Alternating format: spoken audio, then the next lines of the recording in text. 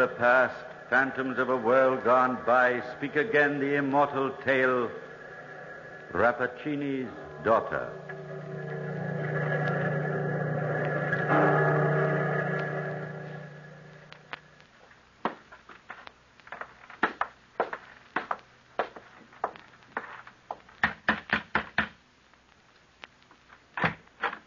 Good evening, Signora.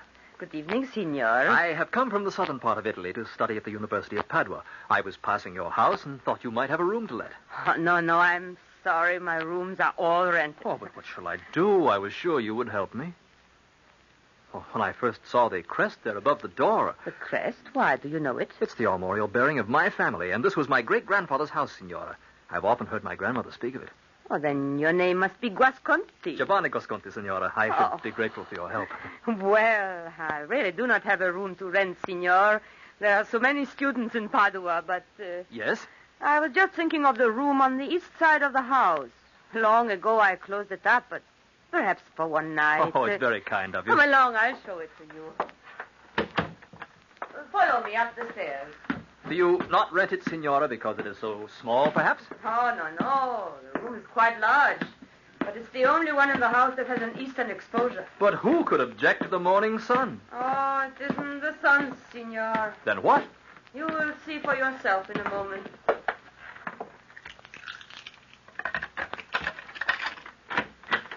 There. What? Why, it's a beautiful room, Signora, and how sweet the air is. Do you keep flowers here? There's a garden outside below the window. Here, I'll show you. Oh. Peep through the shutters. The moon's quite bright tonight. Oh, that's a beautiful place. Thousands of flowers. And the wall around it is high. This is a strange thing, Signora. It is, indeed it is. No, not the garden. You know how sometimes you experience something that seems to have happened before? Little things you do or see. I have stood here before and looked out at such a garden. But before, a beautiful girl was on that path tending the flower. Look, there she is. Signor, come away. It is she, the doctor's daughter. Ah, how beautiful she is. Just as I remembered. It is not good to look upon her. Oh, look, she's seen us. And there's a man.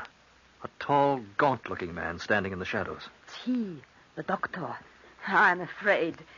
There's something about both Dr. Rappaccini and his daughter I don't understand. Something evil. Oh, but Signora. The way he looked at you. Oh, I could not let you stay here. Oh, of course you will. There's nothing to fear. Oh, but the sweet smell of the flowers is so strong. It makes one grow faint. Who is he, this Dr. Rappaccini? No one in Padua knows anything about him, except that he lives alone with his daughter who tends the garden for him. It is said that he distills the plants into medicines potent as a charm. Now, come. You will let me stay, Signora, if only for the night. Say you will. But, Signor... Would you send me away when I have no place to go? I should never have suggested this room. I promise you no harm will come of it. There, now, let me see you smile again, and say I may stay the night. But tomorrow you must find another place. Promise me that, too. I promise. Then I'll fetch your sheets. I'll be back in a moment. Signorina Rappaccini. Who is it that calls? Up here in the window. What is it, Signor? Your flowers sparkle like gems in the moonlight. It is the most beautiful garden I've ever seen. Thank you, Signor. Perhaps someday you'll honor me with a gift of one of the blossoms. My father prizes them highly. But perhaps he would consent to the gift of one someday. Good night to you, Signor. Good night, beautiful lady.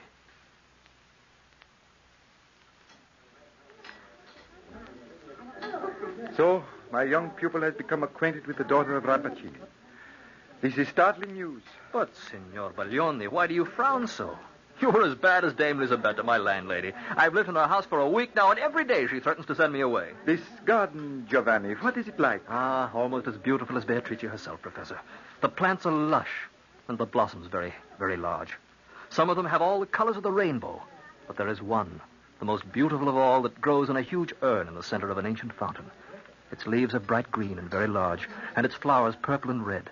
In the sunlight they sparkle, and at night time they catch the rays of the moon and glimmer like diamonds covered with dew.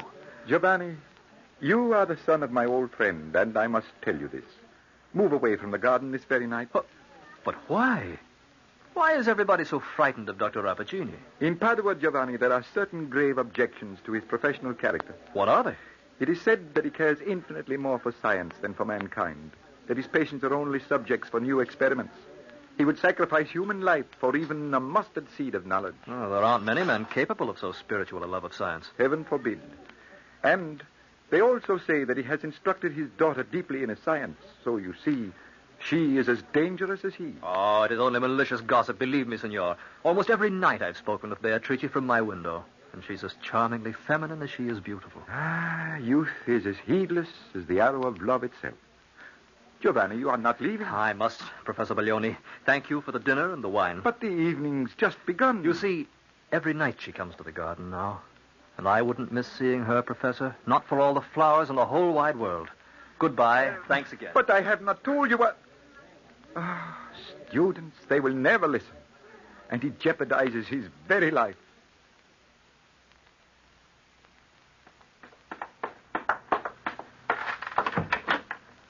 Oh, Signora, I'm glad you've come at last. Why, Elisabetta, what's the matter? What's happened? He came here to this house. What? Oh, I tell you, I've been fair shaking with fright, thinking of it. But who?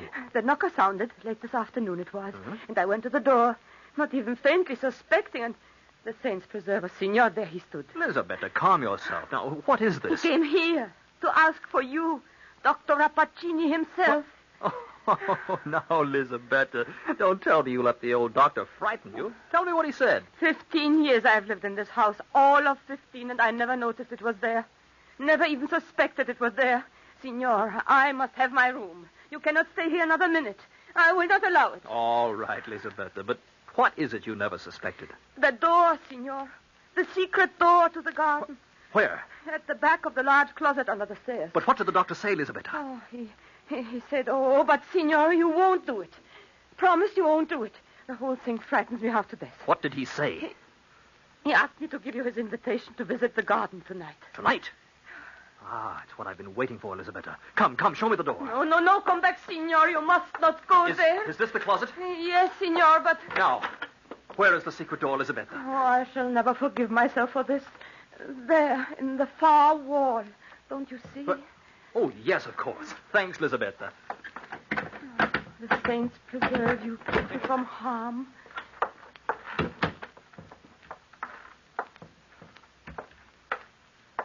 Good evening, Signor. You did come. My father said you would.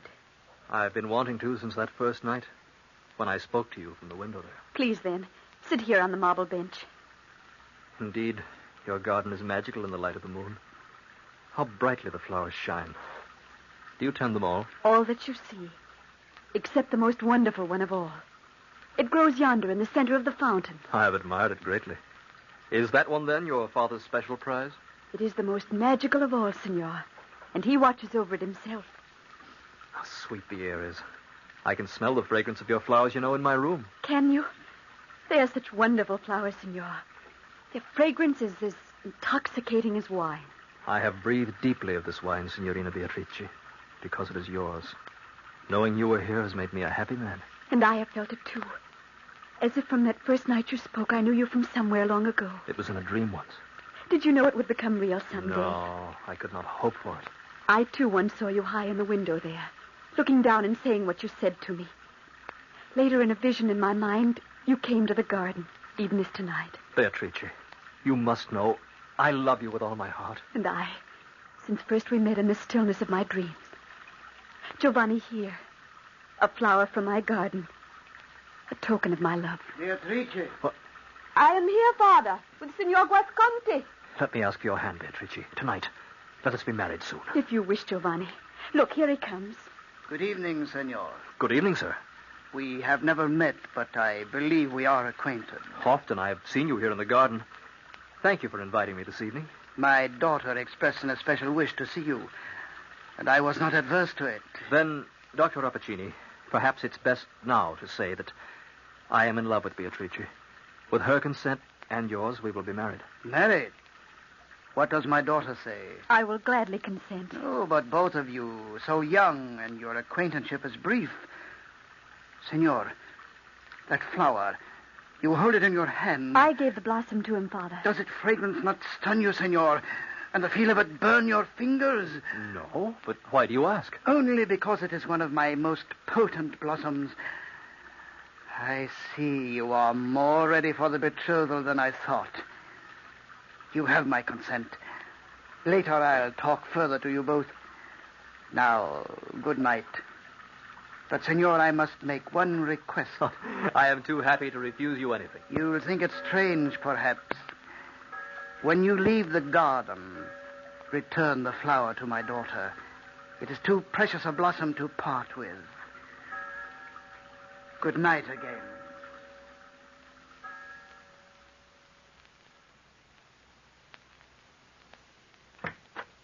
Oh, Professor Baglioni. What a surprise finding you here in my room. I came directly. You left me at the restaurant, Giovanni. Dame Elisabetta told me you were in the garden. Yes, and Professor, the most wonderful thing... Giovanni, wait. I know what it is. But it cannot be, I tell you. Listen, let me tell you a story. Hundreds of years ago, Alexander the Great fell in love with a beautiful Indian girl. She was as lovely as the dawn, and her breath was richer than a garden of Persian roses. Before they were married, a sage physician luckily discovered a terrible secret in regard to her. And what was that? This lovely woman had been nourished with poisons from her birth, until her whole nature was so imbued with them that she herself had become the deadliest poison in existence. Poison was her element of life. With the rich perfume of her breath, she blasted the very air. Her love would have been poison. Her embrace, death. But why do you tell this to me now? It is my way of saying that this Beatrice Rappaccini endangers your life. Professor, you can't believe... I do believe it. I know. Even now your room is filled with a strong, poisonous perfume. But that is the garden. I noticed it too at first, but one grows accustomed to it. Giovanni, my poor boy, don't you see? Dr. Rappaccini has selected you as the material for some new experiment, just as he has used his daughter. Even now your very breath is heavy with the fragrance of that terrible place. No, you're wrong. Look, I have brought with me a bouquet of yellow rosebuds. They are there on the table. Giovanni, pick them up. No, I won't touch Giovanni, do as I say. Take them in your hands. But all this is mad. What would a few rosebuds... Look at them. See, your very touch withers the leaves and turns the yellow petals brown. Giovanni, you are imbued with the poison of the garden, even as she. I beg of you, leave here this very night now.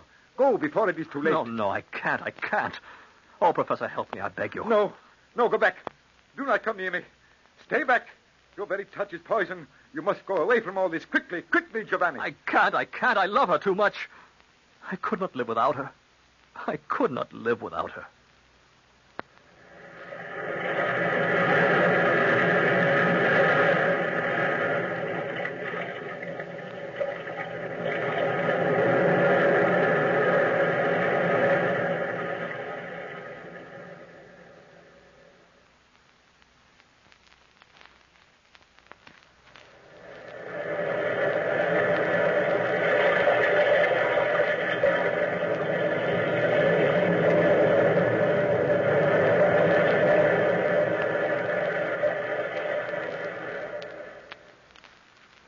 Giovanni, you are imbued with the poison of the garden, even as she.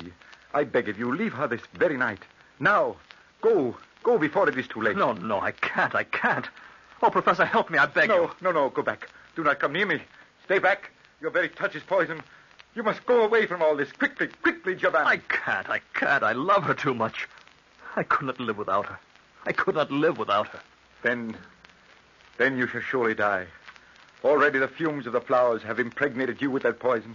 And that devil Rappaccini is making ready even now to use you to carry on his atrocious experiment. You're lying. I don't believe you. Oh, my poor boy, what reason would I have for lying?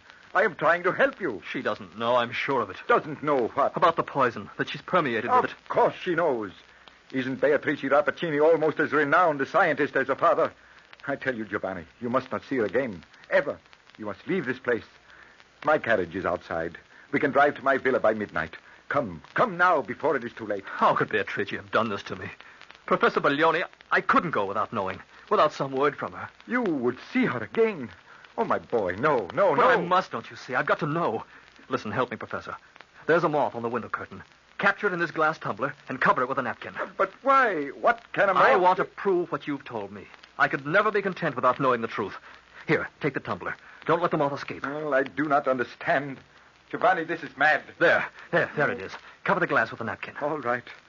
There, it is done. Now, Where is your carriage? It is just outside on the street. Will you wait there for me? Yes, if you wish. But I still don't understand. And wait Dame Lisabetta. Ask her to wait in the carriage with you. What are you planning to do? To find out the truth. Giovanni, you are going to the garden? Yes, Professor. I'm going to the garden.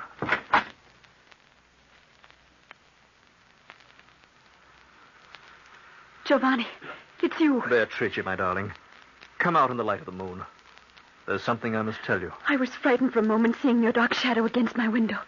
Has something happened, Giovanni? Come out in the garden with me, and I'll tell you. Is your father awake? I don't know. I don't think he is. Stand with me here, where the moonlight's brightest. Beatrice, I want you to know that I love you more than my life. I want you to believe me. I do, Giovanni. But what is that you carry in your hand? Only a tumbler. Inside is a moth. See how he flutters his wings inside the glass. Beatrice, hold out your hand. Why, Giovanni? I want you to take the moth in your fingers and watch it closely. Here, don't let it fly away. No, I shan't. Oh, how he struggles. Is he a very special moth of some rare species? Giovanni, look. What's the matter with him? I believe he's dead. Yes, he's dead. What a shame. He was a prisoner too long. No, that isn't the reason, Beatrice. Oh, my darling, you've been ignorant of the poison. I knew you were. Poison? What do you mean? Do you love me enough, Beatrice, to trust me completely? Do you? Say you do. I do, Giovanni, of course. Then there's no time to lose. I want you to go away with me now, tonight. Go away? Why? Because this garden is a tomb filled with the perfume of death. Beatrice, these flowers are deadly. They're filled with the most potent poison in the world. Even now, your veins run with noxious blood. Your very touch is death to any living thing. Giovanni, what are you saying? I speak the truth, Beatrice. And heaven help us both. For now my body, too, has gained your power. And I am nourished by the poison of your garden. You mean... Oh, it is my father's fatal science. He has united us in this fearful sympathy. Beatrice! Giovanni, he's seen us here. Don't be afraid, my darling. The hour grows close to midnight. And tomorrow there is much to do. Oh, you are not alone, I see. Father, there's something you must know. Giovanni has come to take me away. What? Well, you are jesting. We will talk tomorrow of your marriage. Beatrice will not be here tomorrow, Dr. Rappaccini. Oh, what is this? Some madness of the moonlight? Giovanni has told me of the garden. And it's poison. And he has also poisoned your mind against me. No, it is not that. Then what is there to fear? The flowers will not harm either of you now. My science makes you both stand apart from common men. But why? Why did you inflict this thing upon your child? Inflict? Can you use such a word when you can quell the mightiest enemy with a breath? A power as terrible as you are beautiful. Beatrice, come, quickly now. No, you cannot take her away. Beatrice, come back! Giovanni, where are we going? A carriage is waiting on the street outside. You young fool, you don't know what you are doing. Come back! Come back! Here is the stairway to the secret door. We won't be sorry, Giovanni, will we? Tell me we won't be sorry. Of course we won't, my darling. Come, they're waiting for us.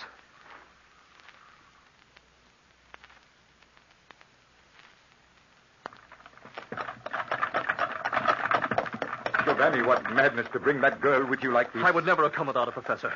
Dame Lisabetta, let me have your shawl for Beatrice. The air is cold. The poor child, what she must have suffered. Here it is. Don't touch her, Lisabetta. No good will come of this. I know it. Here, Beatrice, around your shoulders. Where are we going? To my villa, just outside Padua. You understand, my child, it is not that I mean to be unkind, but this thing is beyond our understanding. You need not fear, senor. We will not come near you. How beautiful she is, and to think her own father... It will be different now. Wait and see. Before many days have passed, the poison will ebb away, and we'll be like anybody else, freed from that terrible place. The air is so different here. So stale. It's God's own air, Beatrice. It's our life. Breathe it deeply. Giovanni, I'm afraid. Oh, my darling, these are our friends. But the air, it's so hard to breathe the air. Giovanni, hold me. Hold me close. I'm afraid. I'm afraid.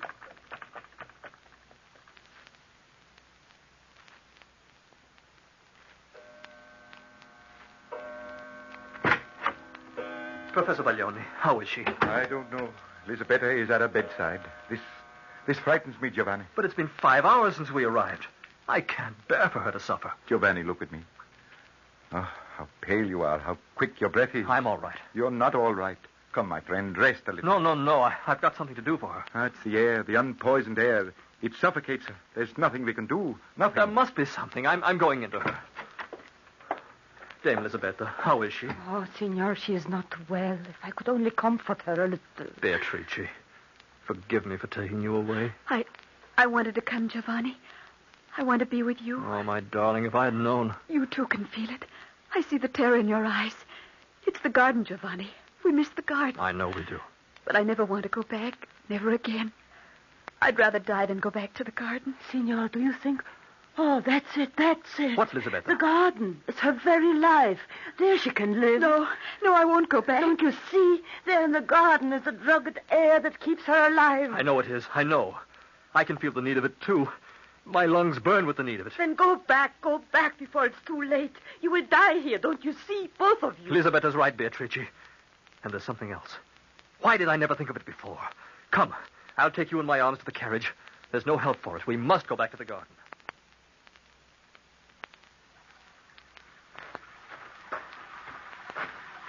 Dr. Rappaccini! Dr. Rappaccini! We've come back. Beatrice! Senor, you have killed her. No, she is not dead. Lay her here beside the fountain. Oh, my child, what has he done to you? We are both addicted to your poison, Doctor. We cannot live without it. Quick, break off a flower. Drop some of the dew upon her lips. Beatrice, my darling, taste of the flower's dew. Here. Drink some of it yourself, senor. It is magic. It will give you strength. Giovanni, you have brought me back again. I could not see you die, my Beatrice. Here, taste of the dew again. Oh, look, she breathes easily. The color returns to her cheeks. The air is sweet in my lungs. Giovanni, forgive me for loving you. Now we must both stay here in the garden forever. Lie still, my darling. Now you know the power of my science. You see how foolish it is to cross me. I am not convinced, Dr. Rappaccini. You are a devil, and I mean to find out the secret of your immunity. What are you saying? I know now why it is you never touch these plants. You do have a secret of immunity from the vile curse which the perfume of this garden inflicts upon those who breathe it too long. I will not listen to this. You would sacrifice your daughter to tend these poisonous things, because if you were to remain here too long, you would become infected too, just as we have. Senor, you will leave this garden. I will not leave before I know. And you will tell me, Dr. Rappaccini, what your secret is. I will know the secret. I will know the antidote. Get away from me.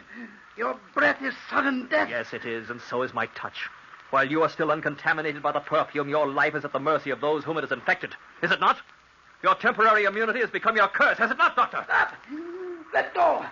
Let go. Mother then, Doctor, in the poison of your own contriving. Let me go. Let me go. Giovanni, you're killing him. Father. I, too, have touched him. Stand back, Beatrice. Look, he's dying. What have we done? My children, forgive me. I am an old man, and my science to me was more precious than the miracle of life. I sought for the most powerful of drugs, and only now I have found it. What is stronger than the love in a man's heart? My father, what can we do? You can live your lives, my child, and walk as free as others do. But how? You are right, Giovanni. There is an antidote. Pluck one of its blossoms and drink of the liquid from its petals, even as I have drunk of it every day. Then you can leave the garden free. Which plant, Doctor? Which is the antidote? The purple blossoms in the center of the fountain. They are my antidote. Father. My father. Beatrice, come, my darling. Leave him in his wonderful garden that he loved. He has given us our lives again.